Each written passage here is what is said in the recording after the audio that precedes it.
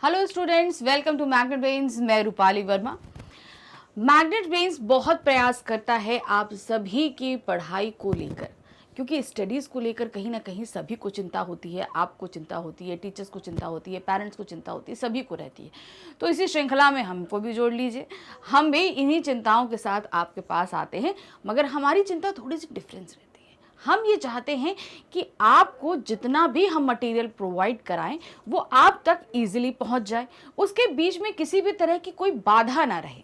बाधा है पैसों की, कि भाई अगर आपको ये वीडियो या ये स्टडी मटेरियल पढ़ना है तो आपको कुछ पे करना है। तो इस तरह की बाधा हमारे चैनल पर बिल्कुल भी नहीं होती है। क्यों? क्योंकि हम इसमें बिलीव करते हैं कि हमारे देश के सभी बच्चे अच्छे से पढ़ें, और इसी श्रृंखला में हम जो आपके लिए वीडियोस लेकर आते हैं ये 100% आपके लिए फ्री होते हैं।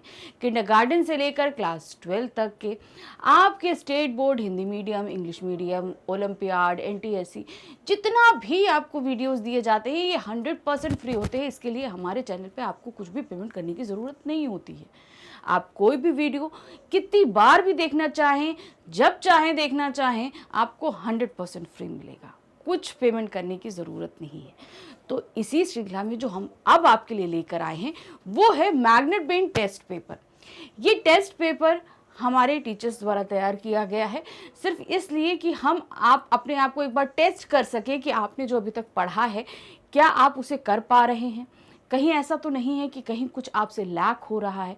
आप एक बार अपने आप को टेस्ट कर लेंगे कि कहीं अगर हमसे 1% की भी कमी रह जा रही है तो आप उसे कंप्लीट कर सकते हैं।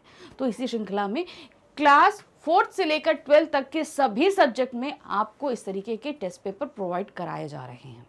सभी क्लासेस में, सभी सब्जेक्ट्स में आपको प्रोवाइड कराए जा रहे हैं। तो आप इन्हें करते जाइए। ये मैग्नेट ब्रेन टेस्ट पेपर जब हम आपके लिए सोल्यूशन लेके आते हैं, इससे 2 दिन पहले आपको प्रोवाइड करा दी जाते हैं हमारी वेबसाइट पर। नहीं, आपको पीडीएफ मिल जाता है। अब इन पीडीएफ को सॉल्व करिए और उसके 2 दिन बाद हमारा सोल्यूशन का वीडियो दिया जाता है आपको। तो यहाँ पर हमारा सिर्फ इतना प्रयास है कि आप एक बार चेक करिए कि कहीं आपसे कोई गड़बड़ी तो नहीं, क्योंकि भाई हम पढ़ तो बहुत लेते हैं, सीधे जाके एग्ज़ाम दें उससे पहले एक एग्ज़ाम छोटा सा हम भी यहाँ कर लेते हैं कि कहीं कुछ गड़बड़ी तो हमसे नहीं हो रही है। अगर हम इसे कर लेंगे तो हमें ये पता रहेगा कि हाँ, हमारी प्रिपरेशन तैयार हो चुकी है, कहीं पर किसी तरह का कोई भी चूक नहीं हो रही है हमसे।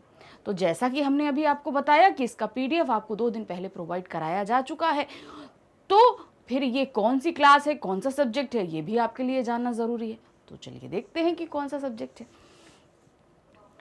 तो ये क्लास है हमारी 9th हिंदी, कोर्स ए। आपको पता है कोर्स 2 होते हैं, कोर्स ए और कोर्स बी। तो ये है कोर्स ए की बुक है क्षितिज भाग 1, अध्याय है 4, सांवले सपनों की याद। तो यहाँ पर हमने जो है सांवले सपनों की जो याद हमने ये देखा था, पाठ पढ़ा था, तो इसको हमने अच्छी तरीके से समझ लिया है, सब कुछ जान लिया था, सारी चीज़ें समझ गए थे। अब इसमें हमने आपको गद्यांश दिए हैं, कुछ रिक्त स्थान दिए हैं, क्योंकि भाई देखिए जो इंटरनल एग्जामिनेशन होते हैं इनमें कभी रिक्त स्थान भी आ जाते हैं, आपके क्या कहते हैं बहुविकल्पीय प्रश्न भी आ जाते हैं, आपके वस्तुपरक प्रश्न भी आ जाते हैं ना। तो इतना परेशान होने की ज़रूरत नहीं है। इन वर्णनात्मक प्रश्नों को से भी कोई डरने की ज़रूरत नहीं है। बस आपको ये देखना है कि जो क्वेश्चन पूछ रहा है वो आंसर हम दे रहे हैं कि नहीं दे रहे हैं। तो अब इसी में हम आपके लिए बहुविकल्पीय भी लाए, गद्यांश आधारित बहुविकल्पीय प्रश्न भी हैं, गद्यांश आधारित वर्णनात्मक प्रश्न भी हैं, रिक्त स्थान भी हैं और आपके वर्णनात्मक प्रश्न भी हैं। सभी तरह के प्रश्न हमने आपके लिए लेकर आए, सिर्फ आपकी प्रैक्टिस के लिए। तो चलिए देखते हैं, हल करना शुरू करते हैं। तो सबसे पहला जो हमारे पास में आ रहा है वो है गद्यांश। इस गद्यांश को जब भी आपके पास ऐसा कोई आए तो हमेशा गद्यांश को पहले अच्छे से पढ़िए और फिर पढ़ने के बाद उसको अच्छे से समझिए। समझने के बाद आपको करना है उस पर आधारित जो प्रश्न पूछेंगे। तो चलिए पहले हम गद्यांश को पढ़ते हैं। इस हुजूम में आगे आगे चल रहे थे सालेम अली, अपने कंधों पर सैलानियों की तरह अपने अंतहीन सफर का बोझ उठाए, लेकिन यह सफर पिछले तमाम सफरों से भिन्न है। भीड़ भाड़ की जिंदगी और तनाव के माहौल से सालिम अली का यह आखिरी पलायन है। अब तो वो उस वन पक्षी की तरह प्रकृति में विलीन हो रहे हैं जो जिंदगी का आखिरी गीत गाने के बाद मौत की गोद में जा बसा हो। कोई अपने जिस्म की हरारत और दिल की धड़कन देकर भी उसे लौटाना चाहे तो वह पक्षी अपने सपनों के गीत दोबारा कैसे गा सकेगा। तो ये जो पैरा लिखा है सालिम अली की मृत्यु के पश्चात लिखा। हम सभी को पता है सालिम अली एक बर्ड वॉचर थे, बर्ड्स यानी खास तौर से उन्हें गोरैया से बहुत प्रेम था। तो उनकी मृत्यु के पश्चात लेखक जाबिर हुसैन जी ने इसे लिखा है। बहुत ही अच्छे ढंग से उनकी मृत्यु को हमें समझाने की कोशिश करी है, बहुत ही अच्छे अल्फाजों को उन्होंने चुना है। तो हमने यहाँ पर पढ़ लिया। अब इसी पे आधारित प्रश्नों को देखते हैं। तो पहला जो प्रश्न है वो क्या है, अंतहीन सफर का क्या आश्रय है। एक शब्द दिया है पैरा में अंतहीन, तो उसका मतलब क्या होता है। बहुत लंबी यात्रा यानी कि बहुत लंबा हमें जाना है वो, मृत्यु के उपरांत अंतिम यात्रा, जंगलों में भटक जाना, हुजूम में आगे चलना। तो पैरा में जो अंतहीन शब्द इस्तेमाल किया गया है उससे आश्रय है मृत्यु के उपरांत अंतिम यात्रा, यानी कि जब मृत्यु हो जाए उसके बाद जो यात्रा निकलती है, अब वो अंतहीन होती है, वो कहीं पर रुकती तो है ही नहीं। कहने का यहाँ तात्पर्य शव यात्रा से नहीं है, तात्पर्य यह है कि अब मृत्यु एक ऐसा है कि उसके बाद तो हमें कुछ करना ही नहीं, हम कहाँ जाते हैं कुछ पता नहीं, ये सफ़र फिर जारी ही रहता है। तो इससे कभी भी वो सफ़र कभी भी ख़त्म ही नहीं होगा कि वो कभी वापस आए। हमेशा हम जब भी किसी सफ़र पर जाते हैं तो कभी ना किसी ना 4 दिन 5 दिन 1 महीना 2 महीना रहकर हम वापस आते हैं, तो वो सफ़र एक टाइम पे एंड होता है। लेकिन अब ये जो मृत्यु के बाद है इससे तो कभी वापस आना ही नहीं है, ये सफ़र हमेशा जारी रहेगा। अब है प्रश्न संख्या 2, सालिम अली का ये आखिरी पलायन कैसे था। तो कहने का क्या तात्पर्य है, क्या चीज़ पूछी जा रही है, सालिम अली का ये आखिरी पलायन कैसे था, कैसा था ये। अपना काम छोड़ रहे थे वो, अपना दफ्तर छोड़ के भाग रहे थे, विदेश जाकर बस रहे थे, मौत के आगोश में चले गए थे। तो ये जो आखिरी पलायन था यानी कि आखिरी बार ये जा रहे थे, ये क्या था, मौत के आगोश में चले गए थे, यानी कि अब वो मृत्यु को प्राप्त हो गए थे। प्रश्न संख्या 3 है, सालिम किन वन पक्षियों की तरह थे। कैसे वन पक्षी थे जिनकी तरह वो थे, जो बंधनों में रहकर गीत गाता है, जो पानी में खेलता है, जो मुक्त प्रकृति में गीत गाता है, जो आकाश में ऊंचा उड़ता है। तो यहाँ पर सालिम अली कैसे वन पक्षी थे, क्योंकि उनको भी एक पक्षी की तरह कंपेयर किया गया। क्योंकि पाठ में एक जगह ये भी दिया गया है कि जब तक हम पक्षी की तरह सोचते नहीं समझते नहीं तब तक जो है हम पक्षी के दुनिया में एंटर नहीं कर सकते। तो यहाँ पर उन्हें भी एक पक्षी के मात्र ही माना गया है, जैसे बाकी पक्षी वैसे ही सालिम अली भी एक पक्षी थे। तो वो किस तरीके के वन पक्षी थे ये पूछा गया है। तो वो कैसे है, जो मुक्त प्रकृति में गीत गाते हैं, मतलब आज़ादी, बंधन नहीं। जैसे पक्षी हैं, देखिए जब खुली आसमान में घूमते हैं तो कितने खुश रहते हैं। आप पिंजरे में आपने कभी किसी पक्षी को देखा होगा, कितना दुखित होता है वो। तो कैसे थे सालिम अली, जैसा एक पक्षी होता है जो आज़ाद होकर एकदम आकाश में उड़ता हुआ मदमस्त होकर गीत गाता है, वैसा। प्रश्न संख्या 4 है, प्रकृति से सालिम अली का संबंध कैसा था, उनका प्रकृति के साथ संबंध कैसा था। क्योंकि देखिए पक्षी प्रकृति के साथ बंधे, जब तक हम प्रकृति के साथ दोस्ती नहीं करेंगे तब तक पक्षियों के साथ दोस्ती नहीं कर सकते। तो वो यहाँ पर अब उन्होंने पक्षियों से तो उनकी अच्छी दोस्ती थी क्योंकि वो खुद एक बर्ड वॉचर थे, लेकिन प्रकृति से उनकी जो दोस्ती थी वो किस तरीके की थी। प्रकृति उनके लिए उपयोग की वस्तु थी, वे प्रकृति पर विजय पाना चाहते थे, वे प्रकृति का दोहन कर सफल होना चाहते थे, वे प्रकृति का आत्मीय हिस्सा बनकर रहते थे, मतलब बहुत ही करीबी हिस्सा बनकर रहते थे। तो सही ऑप्शन है कि वे प्रकृति का आत्मीय हिस्सा बनकर रहते थे। अपने आप को बहुत नज़दीक, प्रकृति को और अपने आप को बहुत ही नज़दीकी रिश्ता, जैसे एक माँ बेटे का रिश्ता होता है वो सबसे आत्मीय रिश्ता होता है, उस तरीके का रिश्ता मानते थे। प्रश्न 5 है, सपनों के गीत गाना का तात्पर्य क्या है। अब इसमें जो पैरा हमने पढ़ा था उसमें दिया था ना, सपनों के गीत गाना, यहाँ पे इसका मतलब क्या होगा। तो क्या है, अपना पसंदीदा कार्य करना, नींद में गाने गाना, गाने में सपनों का वर्णन करना, या झूठी बात करना। तो यहाँ पर है सपनों के गीत गाना, इसका तात्पर्य होता है अपना पसंदीदा कार्य करना। अब देखिए हम जब भी सपने देखते हैं तो हम हमेशा सपने उन चीज़ों के देखते हैं यहाँ पर हम सो के सपने देखने की बात नहीं कर रहे हैं। हम जब जागती आंखों से सपने देखते हैं तो हमेशा हम क्या देखते हैं, जो हमें बहुत अच्छा लगता है या जो चीज़ हमें बहुत पसंद है या जिसे हम अचीव करना चाहते हैं, हम ऐसी चीज़ों के सपने देखते हैं। तो ऐसे सपने जो है ना हम खुली आंखों से देखते हैं। तो यहाँ मतलब क्या हुआ, हमारा बहुत पसंदीदा कार्य है, बहुत फेवरेट चीज़ है जिसे हम सपनों के तौर पर देख रहे हैं और उन्हीं चीज़ों को हम दोहराते रहें तो उनका गाना हो जाता है। तो क्या है, अपना पसंदीदा कार्य करना, तात्पर्य जो हमें बहुत ही चीज़ पसंद थी वो हमेशा कहते रहना। तो सपनों के गीत गाने का तात्पर्य आपको समझ में आया, सपने वो जो हमें बहुत ज़्यादा पसंद है और ऐसे कार्यों को करना यानी कि सपनों के गीत गाना यानी पसंदीदा कार्य को करना। अब यहाँ पर हमारा ये प्रश्न संख्या 5 के साथ हमारे पहले गद्यांश के बहुविकल्पीय प्रश्न समाप्त हो गए।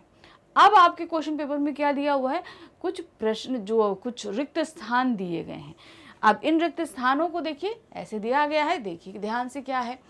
भीड़ भाड़ की जिंदगी और तनाव के माहौल से डैश का यह आखिरी पलायन है।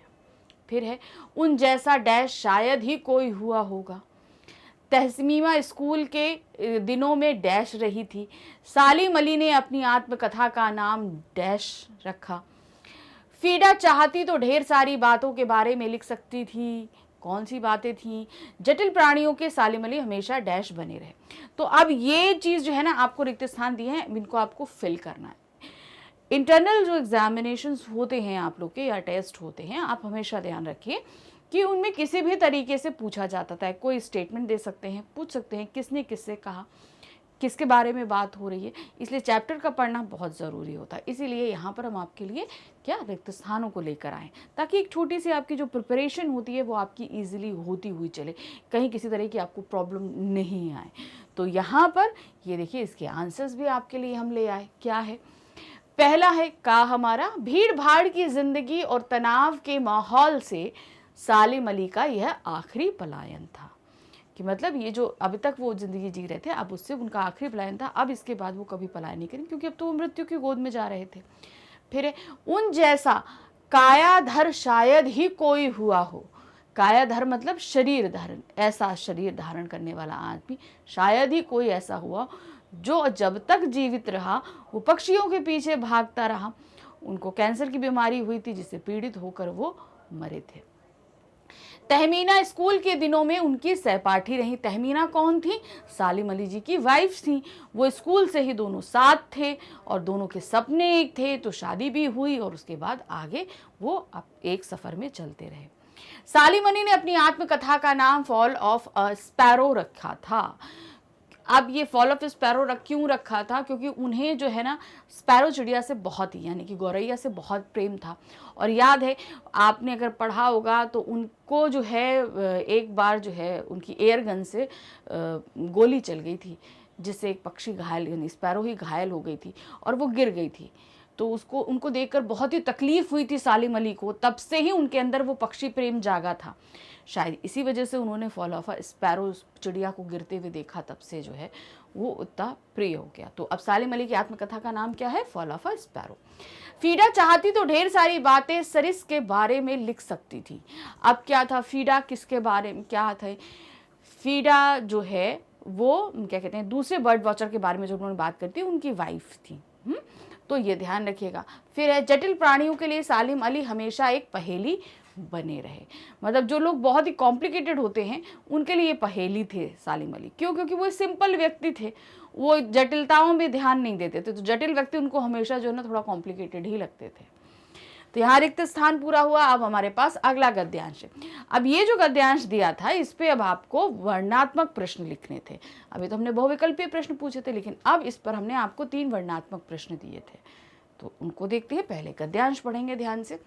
इस हुजूम में आगे आगे चल रहे सालिम अली अपने कंधों पर सैलानियों की तरह अपने अंतहीन सफर का बोझ उठाए, लेकिन यह सफर पिछले तमाम सफरों से भिन्न है। भीड़ भाड़ की जिंदगी और तनाव के माहौल से सालिम अली का यह आखिरी पलायन है। अब तो वो वन पक्षी की तरह प्रकृति में विलीन हो रहे हैं, जो जिंदगी का आखिरी गीत गाने के बाद मौत की गोद में जा बसे हों। कोई अपने जिस्म की हरारत और दिल की धड़कन दे कर भी उसे लौटाना चाहे तो वह पक्षी अपने सपनों के गीत दोबारा कैसे गा सकेगा?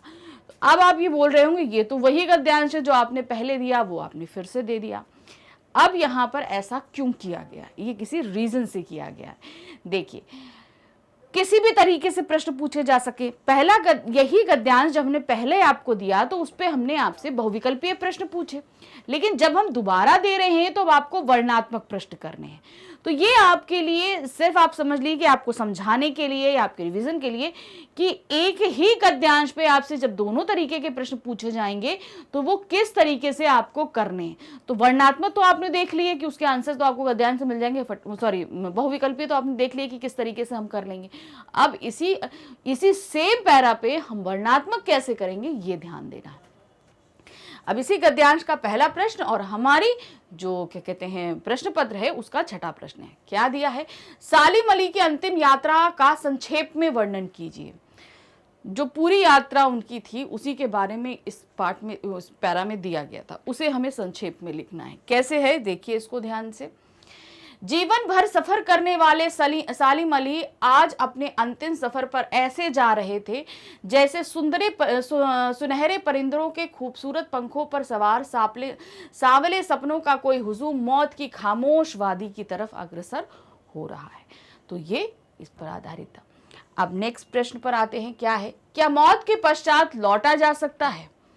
ये एक प्रश्न दिया है, क्या मौत के बाद, आप तो बोलेंगे कोई नहीं लौट सकता, लेकिन इसे किस शब्दों में इस पैरा में दिया है, आपको वो उस तरीके से लिखना है। कैसे दिया है देखिए, नहीं, जो जिंदगी का आखिरी गीत गाने के बाद मौत की गोद में जा बसा हो, कोई उसे अपने जिस्म की गर्मी और दिल की धड़कन देकर लौटाना चाहे तो भी लौटा नहीं सकता।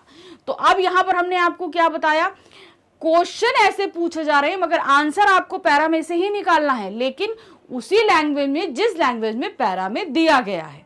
आपको यही चीज हम समझाने की कोशिश। आप तो सीधे बोल दोगे मौत के बाद तो नहीं लौटा जा सकता, ये पॉसिबल नहीं है, ये नामुमकिन है, लेकिन आपको ऐसे नहीं लिखना है। इसे जैसे आपको गद्यांश में पूछा गया है उसी तरीके से ही लिखना है। नेक्स्ट है क्वेश्चन नंबर 8, सालिम अली का यह सफर पिछले सफरों से किस प्रकार भिन्न था। अब जिस ये सफर यानी अंतिम सफर पे जा रहे थे, ये इनके पिछले सफरों से किस प्रकार भिन्न था, कैसा हुआ।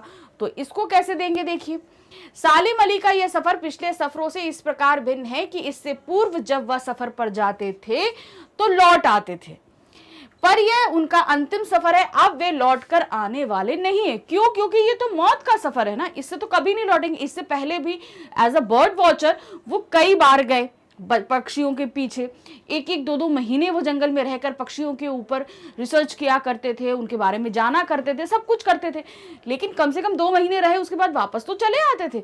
लेकिन अब ये जो सफर था ये इनका अंतिम यानी कि इनकी मौत का सफर था, अब वो इस सफर से कभी वापस नहीं आने वाले थे। अतः इस सफर को उनका आखिरी पलायन भी कहा जा सकता है। तो अब आपको समझ में आ गया होगा कि एक ही पैरे पे आप बहुविकल्पीय कैसे देंगे और आपके वर्णनात्मक प्रश्नों के उत्तर कैसे देंगे। ये आपको सिर्फ समझाने के लिए इस यहाँ पर दिया गया था। अब कहीं पर भी आए तो आपको आंसर्स अपने पैराग्राफ से ही निकालने हैं, उसी तरीके से जिस तरीके से पैरा में दिए गए हैं। अब आते हैं हम अपने वर्णनात्मक प्रश्न पे जो पूरे ही पार्ट से कहीं दिए गए हैं।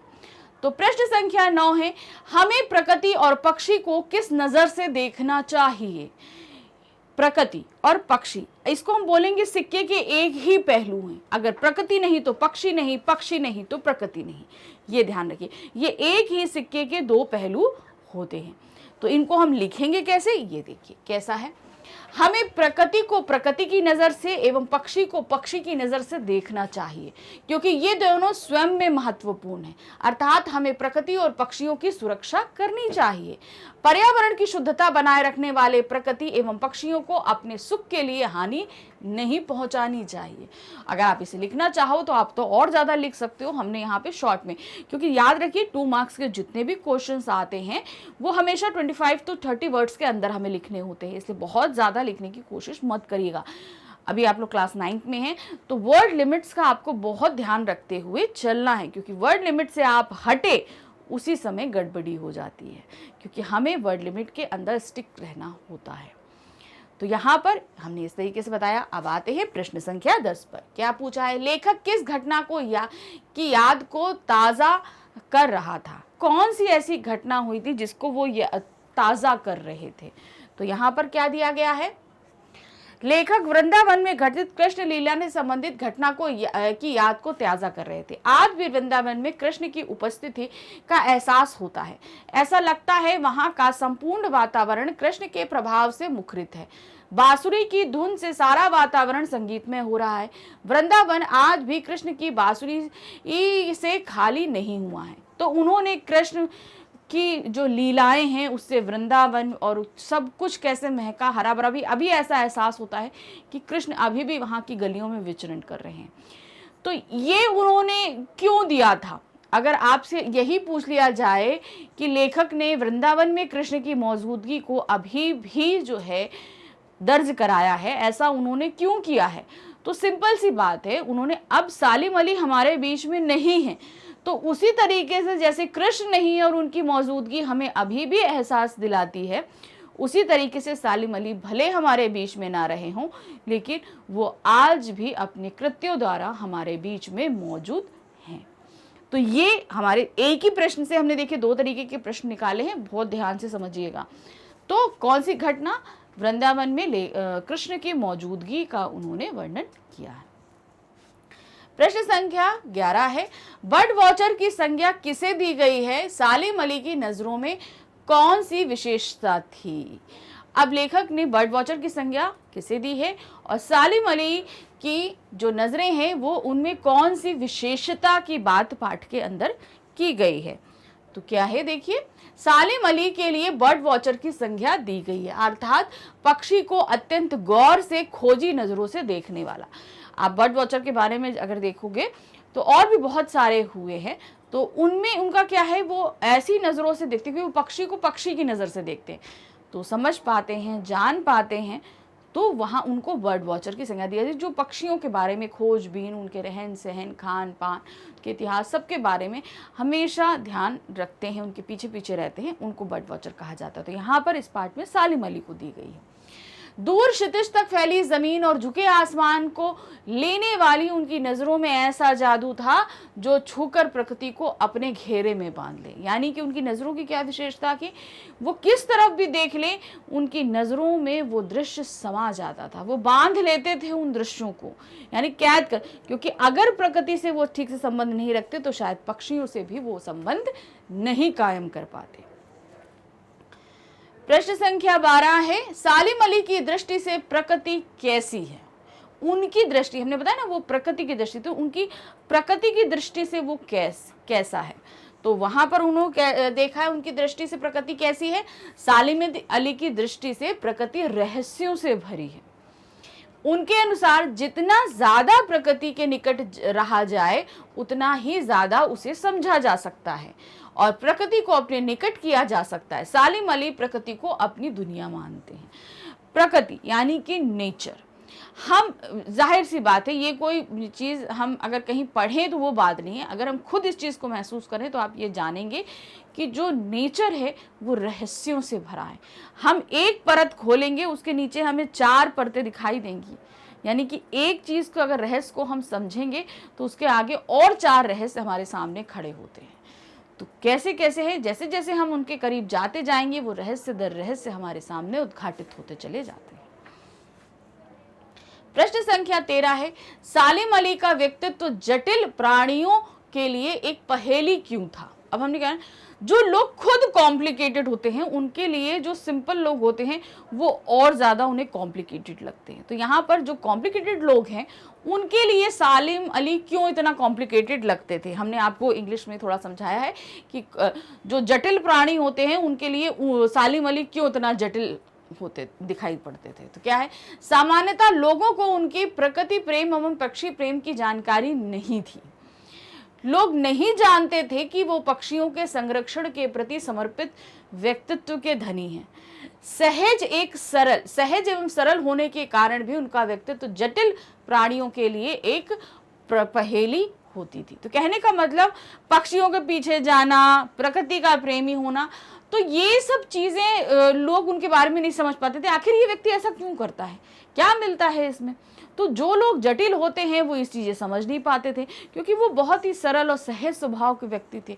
उनका सिंपल था, प्रकृति से प्रेम करना, पक्षियों से प्रेम करना, उनकी जानकारी एकत्र करना। तो ये जो जटिल और कॉम्प्लिकेटेड व्यक्तियों की जो बात हो रही है, ये वो व्यक्ति होते हैं जो हर उसमें प्रॉफिट लॉस, हम ये काम क्यों करें, इसमें हमारा क्या फ़ायदा है, ऐसे लोग होते हैं, ऐसे लोगों की बात करी जा रही है। तो ऐसे व्यक्तियों के लिए जो बिना किसी वजह के सिर्फ अपने शौक पे ही ये सारे काम कर रहे हो, उनके लिए, ऐसे व्यक्तियों के लिए सालिम अली जो है वो जटिल प्रवृत्ति के ही रहेंगे। चलिए आते हैं नेक्स्ट क्वेश्चन नंबर 14। किस घटना ने उन्हें पक्षी प्रेमी बना दिया और नई नई खोजों के लिए प्रेरित कर दिया? कौन सी ऐसी घटना घटी थी जिसने उनको पक्षी प्रेमी बनाया था? आपको वहां पर बताना है। बचपन में एक बार सालिम अली की एयरगन से एक गौरैया घायल हो गई। इस घटना से उनको पक्षियों के तरफ आकर्षित किया। इस घटना ने उन्हें पक्षियों के संरक्षण एवं उनसे संबंधित नई नई खोजों के लिए प्रेरित किया। इस तरह वे पक्षी प्रेमी बन गए। इस घटना ने उनके जीवन में क्रांतिकारी परिवर्तन ला दिया। तो मैंने जैसे बताया था, उनकी जो एयर गन थी उससे उनकी एक गौरैया घायल हो गई, वो गिर गई और इससे वो बहुत ज़्यादा आहत हुए। उसे उठाया, उसकी देखभाल करी, उसको अच्छा किया। तो जब उन्होंने उसका संरक्षण किया तो उनके मन में पक्षियों के प्रति बहुत प्रेम जाग गया और फिर वो पक्षियों के प्रति उसी प्रेम को उन्होंने खोज में तब्दील कर दिया। उनका बिहेवियर कैसा होता है, वो क्या चीज़ें पसंद करते हैं, कैसे नहीं पसंद करते, ये सारी चीज़ें खोजबीन करना, अपना उन्होंने पूरा जीवन उन पक्षियों को ही समर्पित कर दिया। प्रश्न संख्या 15 है, लेखक ने सालिम अली को नैसर्गिक जिंदगी का प्रतिरूप क्यों कहा है? क्यों उन्होंने उन्हें नैसर्गिक जिंदगी का प्रतिरूप कहा है? मतलब प्रतिरूप मतलब जिसे हम बोलेंगे फोटोकॉपी। क्यों चीज उन्होंने ऐसी बोली है? तो क्या उन्होंने बोला है? लेखक ने सालिम अली के स्वाभाविक, सरल एवं सहज जीवन चरित्र की ओर संकेत किया है। उनका व्यक्तित्व प्रकृति की ही भांति सहज तथा सरल था, जिसमें कृत्रिमता या बनावटीपन के लिए कोई जगह नहीं थी।